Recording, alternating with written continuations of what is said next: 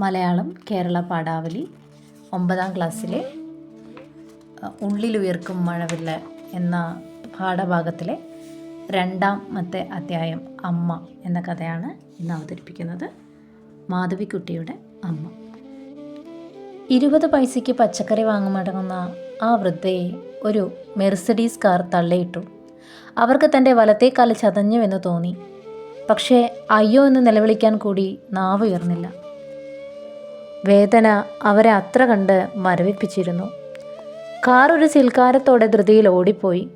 വൃദ്ധ ചിതറിക്കിടക്കുന്ന വെണ്ടയ്ക്കകളുടെ ഇടയിൽ ആ തെരുവിൽ ഒരു പൊളിഞ്ഞ പാവയെ പോലെ അങ്ങനെ കൊഴിഞ്ഞു കിടന്നു.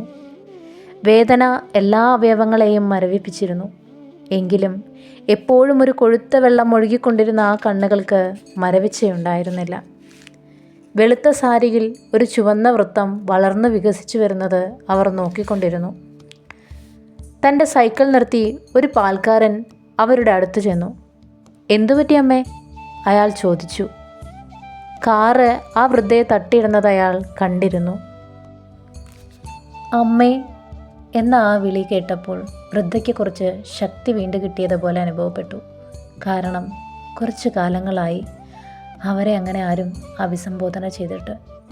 5-6 കൊല്ലങ്ങൾക്ക് മുമ്പ് തൻ്റെ മക്കൾ അമ്മേ അമ്മേ എന്ന് എത്ര തവണ വിളിച്ചിരുന്നു. അന്ന് അവർ തന്നെ ഉപേക്ഷിച്ച് പുറം രാജ്യങ്ങളിലേക്ക് പോയി കഴിഞ്ഞിരുന്നില്ല.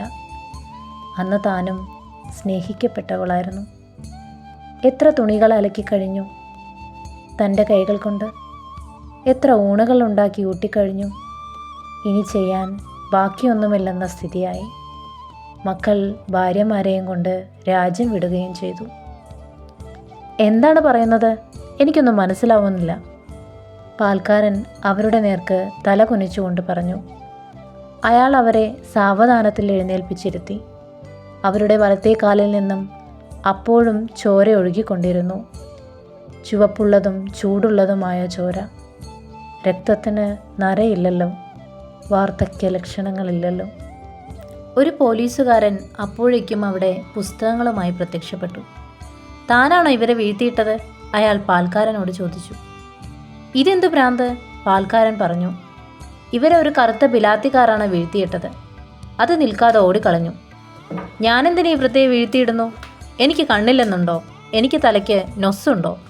ശരി ശരി, എന്നാൽ താനാണ് ഈ കേസിൻ്റെ ദൃക്സാക്ഷി, പോലീസുകാരൻ പറഞ്ഞു. പറയൂ, എന്താണ് പേര്? എൻ്റെ പേര് ബോലേറാം എന്നാണ്. അച്ഛൻ്റെ പേരോ? അച്ഛൻ്റെ പേര് മോത്തിറാം. തൻ്റെ സ്വദേശം എവിടെയാണ്? ഇമാംഗഞ്ച്. ഇമാംഗഞ്ചോ? അതെവിടെ കിടക്കുന്നു? ഇതെന്തു ഭ്രാന്താണ്? പാൽക്കാരൻ അക്ഷമനായി പറഞ്ഞു. ഗയയുടെ അടുത്താണല്ലോ ഇമാംഗഞ്ച്. ഇത്ര കൂടി പോലീസുകാർക്ക് അറിയില്ലെന്നോ? അയ്യോ, എനിക്ക് തീരെ വയ്യ, വൃദ്ധ ആവലാതിപ്പെട്ടു. ഇവരെ വല്ല ഡോക്ടറുടെ അടുത്തേക്ക് എത്തിക്കട്ടെ, പാൽക്കാരൻ പറഞ്ഞു. എന്നിട്ടാവാൻ തൻ്റെ ചോദ്യം ഉത്തരവും. ഇവരുടെ കാലിൽ നിന്നും ചോര ഒഴുകുന്നത് തനിക്ക് കാണാനില്ലേ? ചോദ്യങ്ങൾ മുഴുവനാക്കാതെ ഞാനിങ്ങനെ ഈ കേസ് റിപ്പോർട്ട് ചെയ്യും? പോലീസുകാരൻ ചോദിച്ചു. റിപ്പോർട്ട് ചെയ്യുന്നു? നിങ്ങൾക്കും ഒരു അമ്മയില്ലേ? ഈ വൃദ്ധയെ റോട്ടിൽ കിടത്തി മരിപ്പിക്കാനാണോ തൻ്റെ ഉദ്ദേശം? മാറി നിൽക്കി, ഞാനൊരു ടാക്സി വിളിക്കട്ടെ. അയ്യോ, എനിക്ക് തീരെ വയ്യല്ലോ, വൃദ്ധ ആവലാതിപ്പെട്ടു. പാൽക്കാരൻ ഒരു ടാക്സി നിർത്തി അതിലേക്ക് വൃദ്ധയെ താങ്ങി എടുത്തു വെച്ചു. ഡോക്ടറുടെ അടുത്തേക്ക്. അയാൾ ടാക്സി ഡ്രൈവറോട് പറഞ്ഞു. കാലിൽ നിന്നും ചോര ഒലിക്കുന്നത് നിർത്തട്ടെ. 1/4 മണിക്കൂറായി ഇത് തുടങ്ങിയിട്ട്. ഇത് നിങ്ങളുടെ അമ്മയാണോ? ടാക്സി ഡ്രൈവർ ചോദിച്ചു. എൻ്റെ അമ്മയല്ല, പാൽക്കാരൻ പറഞ്ഞു. എൻ്റെ അമ്മയാണെങ്കിൽ ഈ വയ്യാത്ത കാലത്ത് പച്ചക്കറി വാങ്ങാൻ ഞാൻ അവരെ പുറത്തേക്ക് അയക്കുകയില്ല. ഇവരെ ഞാനിന്ന് ആദ്യം കാണുകയാണ്. ഒരു കറുത്ത ബിലാത്തിക്കാർ ഇവരെ തട്ടിയിട്ട് കാലാകെ ചതച്ചിരിക്കുന്നു. എനിക്ക് പലയിടത്തും പാലെത്തിക്കണം. നിങ്ങൾക്ക് ഞാൻ പണം തരാം. ഇവരെ ഒരു ഡോക്ടറുടെ അടുത്ത് എത്തിക്കാമോ? പണമൊന്നും വേണ്ട, ഞാൻ എത്തിക്കാം, ടാക്സി ഡ്രൈവർ പറഞ്ഞു.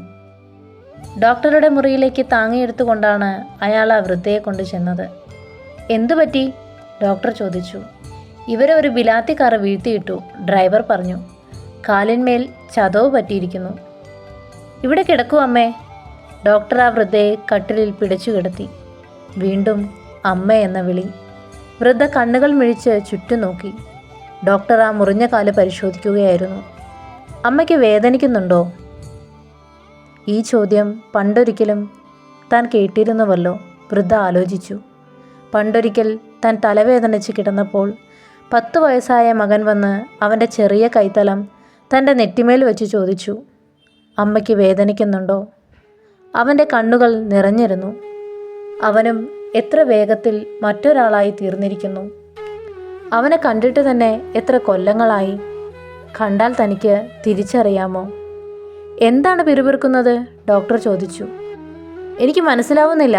വേദനിക്കുന്നുണ്ടോ? ഞാൻ ഇപ്പോൾ സമാധാനമാക്കി തരാം. അയാൾ ചോര കഴുകി തുടച്ച് ആ മുറിവ് കെട്ടി. എവിടെയാണ് താമസിക്കുന്നത്? അയാൾ ചോദിച്ചു. എവിടെയാണ് അമ്മേ നിങ്ങളുടെ വീട്? ടാക്സി ഡ്രൈവർ ചോദിച്ചു. പഹാഡ്ഗഞ്ച്. അവിടെ നിങ്ങളെ ശുശ്രൂഷിക്കാൻ മക്കളൊക്കെ ഇല്ലേ? ഡോക്ടർ ചോദിച്ചു. വൃദ്ധ തലകുലുക്കി. ഞാൻ അവരെ വിളിപ്പിക്കണോ? അയാൾ ചോദിച്ചു. വേണ്ട, ഞാൻ പോയിക്കോളാം. എനിക്കൊക്കെ മാറി, വൃദ്ധ പറഞ്ഞു. അവരെ പേടിപ്പിക്കുന്നത് എന്തിനാണ്? ഞാൻ കൊണ്ടുപോയി ആക്കിത്തരണോ? വേണ്ട, ഞാൻ എൻ്റെ വണ്ടിയിൽ കൊണ്ടുപോവാം, ടാക്സി ഡ്രൈവർ പറഞ്ഞു. അയാൾ അവരെ വീണ്ടും താങ്ങിപ്പിടിച്ച് കാറിൽ കയറ്റിയിരുത്തി. വെണ്ടയ്ക്കയൊക്കെ പോയി, വൃദ്ധ പിറുപിറുത്തു. പഹാഡ്ഗഞ്ചിൽ അവർ കാണിച്ച വീടിൻ്റെ മുന്നിൽ കാർ നിർത്തിക്കൊണ്ട് ഡ്രൈവർ പറഞ്ഞു, അമ്മയെ മക്കളുടെ അടുത്താക്കിയിട്ടേ ഞാൻ മടങ്ങുന്നുള്ളൂ. അതൊന്നും വേണ്ട മകനെ, വൃദ്ധ പറഞ്ഞു. വെറുതെ കുട്ടികൾ പേടിക്കും. എൻ്റെ വേദന മാറി, ഞാൻ തന്നെ പൊയ്ക്കോളാം. അവർ തൻ്റെ കഴുത്തിൽ കെട്ടിയ ചരലിൽ തൂങ്ങിയിരുന്ന ഒരു താക്കോല് കൊണ്ട് വാതിൽ തുറന്ന് അകത്ത് കടന്നു. ടാക്സി ഡ്രൈവർ മടങ്ങിപ്പോയി. വൃദ്ധ മുറിയിൽ കണ്ണോടിച്ചു. അല്ല, വെള്ളമെടുത്തു വയ്ക്കാൻ താൻ മറന്നുവെന്നോ? പച്ചക്കറിയുമില്ല, വെള്ളവുമില്ല. ഇന്ന് താൻ പട്ടിണി തന്നെ. അവർ വെറും നിലത്ത് ഒരു പായ കൂടി വിരിക്കാൻ മെനക്കെടാതെ കരിഞ്ഞ മരങ്ങളുടെ വേരുകൾ മണ്ണിൽ നിന്ന് പിടിപിടിവിച്ചുകൊണ്ട് മേൽപോട്ടുയരുന്ന പോലെ ആ കൈവിരലുകൾ ഒരു നിശ്ചലതയോടെ മേൽപോട്ട് വളഞ്ഞു കിടന്നു. കണ്ണുകളിൽ നിന്നും കണ്ണുനീർ കലർന്ന ഒരു കൊഴുത്ത വെള്ളം ഒലിച്ചുകൊണ്ടിരുന്നു. താൻ എല്ലാം ചെയ്തു കഴിഞ്ഞിരിക്കുന്നു, അവർ തന്നെത്താൻ പറഞ്ഞു. എത്ര തുണികൾ അലക്കിക്കഴിഞ്ഞു, എത്ര ഊണുകൾ ഉണ്ടാക്കി ഊട്ടി, എത്ര തവണ ഉറക്കമൊഴിച്ചിരുന്നു, കുട്ടികളെ ശുശ്രൂഷിച്ചു. ഇപ്പോൾ അവരെല്ലാം വളർന്ന അച്ഛന്മാരായി. ഇപ്പോൾ തന്നെ കൊണ്ട് ആർക്കും ഒരാവശ്യവുമില്ലാതായി. കറുത്ത കാറിന് അതറിയാമായിരുന്നു. അമ്മയ്ക്ക് വേദനിക്കുന്നുണ്ടോ? 10 വയസ്സായ മകൻ കണ്ണുനീരൊഴുകുന്ന മുഖത്തോടെ തന്നോടാണ് ആ ചോദ്യം ചോദിച്ചത്. അന്ന് അവൻ തന്നെ സ്നേഹിച്ചിരുന്നു. വൃദ്ധയ്ക്ക് പെട്ടെന്ന് ചിരിക്കുവാൻ തോന്നി. കാരണം കിട്ടാത്ത ഒരാനന്ദം.